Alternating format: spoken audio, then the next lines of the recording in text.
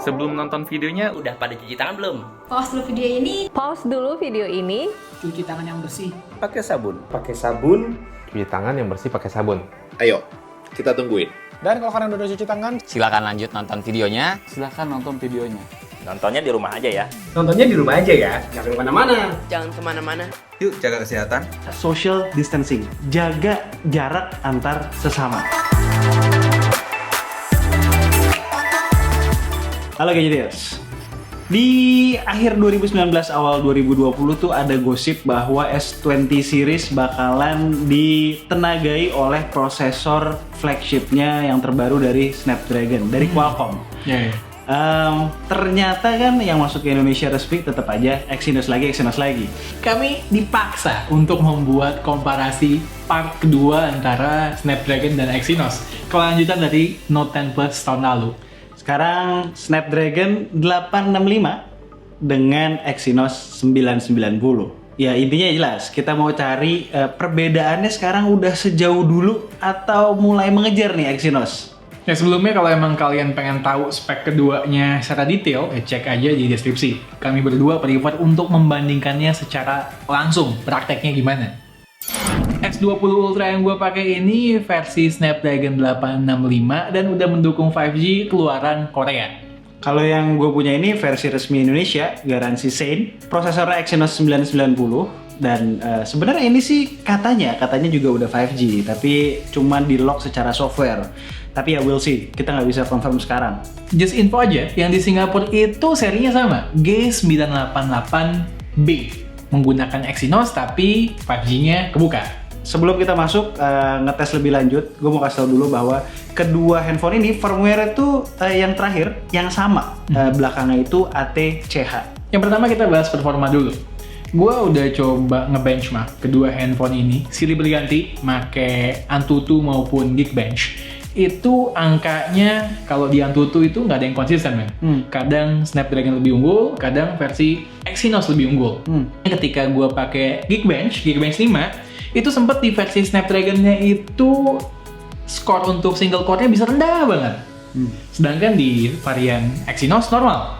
Sebaliknya gue tes lagi ntar di Snapdragon normal, di sini Exynos sempat nge-hang. Tapi terakhir pas gue pakai 3D Mark, emang bisa gue lihat secara kasat mata saat loading grafik itu Snapdragon lebih smooth. Karena memang aplikasi 3D Mark itu lebih grafik intensif juga sebenarnya. Itu benar-benar kita kalau mau ngetes GPU ya, gue lebih prefer pakai 3D Mark. Oke, itu kan synthetic benchmark. Menurut gue sih sebenarnya pribadi nggak terlalu mentingin synthetic benchmark itu. Gue lebih mentingin real life performance gimana. Yang pertama kita cobain export video 4K. Sekian lumayan panjang videonya. Ini udah gue color, udah gue bikin slow motion. Jadi lumayan berat lah sebenarnya untuk diproses. Dan hasilnya, hasilnya itu adalah Snapdragon 865 yang ada di S20 Ultra ini lebih cepat ngerendernya, lebih cepat kelarnya daripada versi yang Exynos 990. Sekitar 1 menit. Tapi menurut kami, untuk handphone yang sama-sama S20 Ultra, harusnya gapnya nggak sejauh itu. Gaming kalau settingannya gue lihat itu sama-sama very high ya, keduanya ya, baik grafis maupun frame rate. Terus yang satu kalau di versi Snapdragon itu ada efek apa namanya? Anti-aliasing. Ya kalau di Exynos itu nggak ada. Terus buat experience-nya gimana? Lalu sebelum itu gue mau ngomong juga bahwa walaupun frame rate itu very high, kita lihat di sini setelah pas kita tes pakai Geekbench itu 60 fps juga, which itu sebenarnya settingan frame rate max. Jadi ini cuma masalah bug yang harus diupdate aja dari CODM-nya ya, developernya ya. Kalau kita lihat frame per second-nya itu jauh lebih stabil di Snapdragon version. Itu bener-bener dia bisa stick di 60.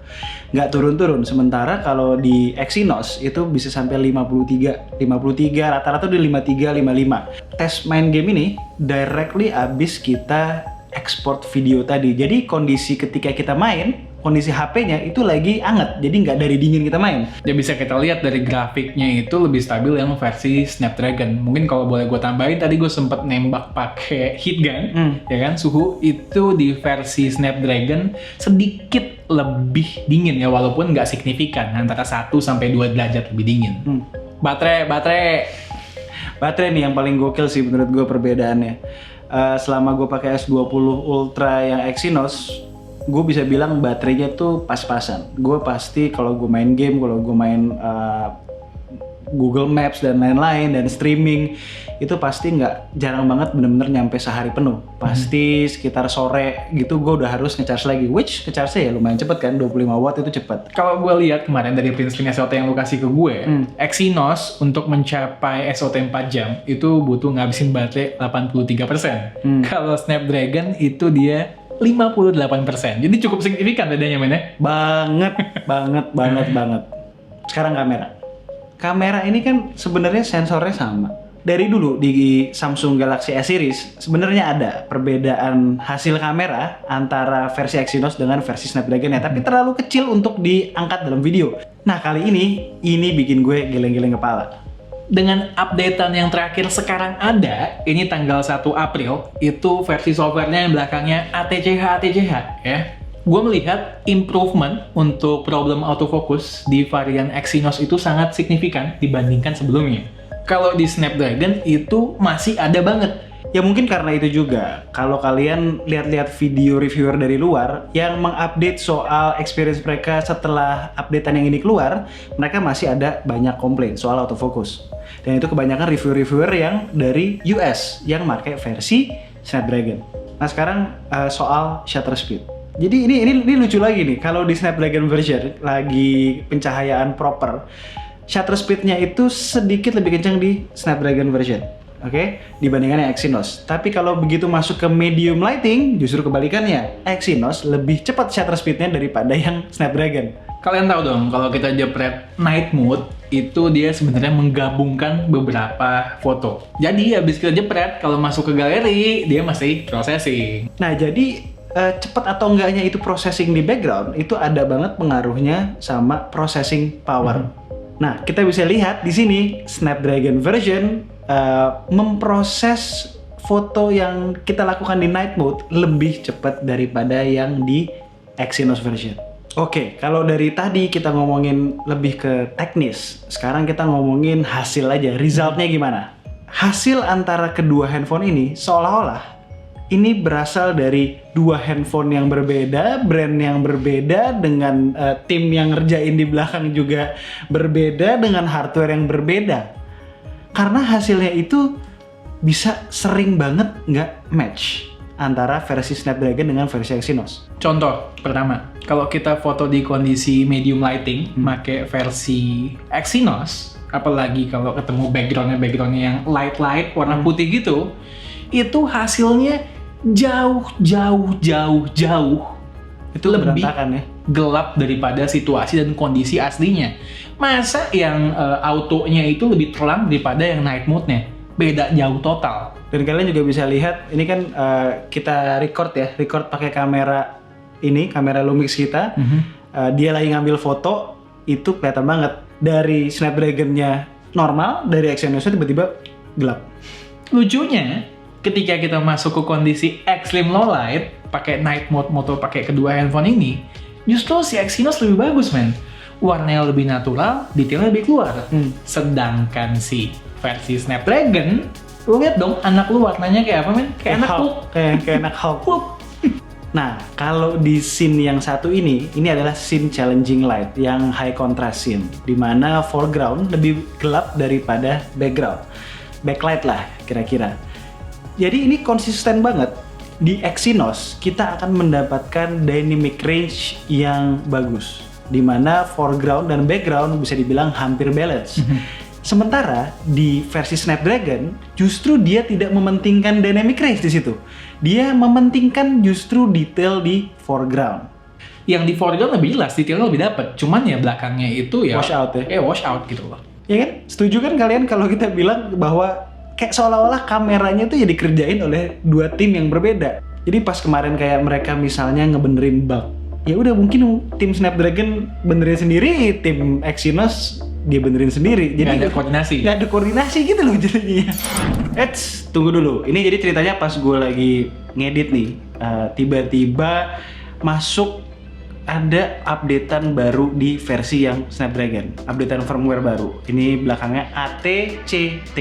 Ya, itu Katanya apa sih improving kameranya. Tapi ingat, di sini kan kita nggak lagi bahas kameranya itu bagusan yang Snapdragon atau ya Exynos. Yang kita bahas di sini adalah kok bisa sebuah handphone yang bedanya tuh di chipset doang, hasil kameranya juga ikutan berbeda banget. Ya, mudah-mudahan aja nanti setelah yang versi Exynos juga dapat updatean, hasilnya mulai mirip ya, nggak sebeda sekarang. By the way, kalian penasaran nggak kalau kita habis nge-review handphone, kita jual kemana? Jualnya di Teman Ponsel. Di situ barangnya keren-keren, kualitasnya bagus-bagus, sellernya pun juga trusted. Langsung aja kunjungin lapaknya, link udah kita taruh di deskripsi. Oke, itu adalah perbedaan antara S20 Ultra varian Snapdragon dan varian Exynos. Ini sebenarnya bukan perdebatan baru. Sampai-sampai baru-baru ini ada sebuah petisi yang meminta Samsung untuk memakai prosesor Snapdragon flagship aja di handphone flagshipnya Samsung. Nggak usah pakai Exynos. Men, sebenarnya gue bodo amat ya mau pakai Exynos, mau pakai Snapdragon. Yang gue mau adalah dimanapun gue beli S20 Ultra, itu performance-nya harus konsisten di segala area. Kalaupun harus ada perbedaan, itu perbedaannya harus benar-benar minimal. Karena harganya pun yang dibayarkan orang-orang di belahan dunia sana yang dapatnya versi Snapdragon sama yang kita bayar di Indonesia, ya sebenarnya sama-sama aja. As always, kalau kalian suka dengan video kami, boleh klik like, share, dan subscribe. Jangan lupa klik icon bell yang di bawah supaya kalau kita ngeluarin video baru, kalian langsung tahu. Kalau mau tanya-tanya mengenai kedua varian S20 Ultra ini, boleh drop komen di bawah. Dan tunggu racun-racun kami berikutnya. Bye guys. Bye!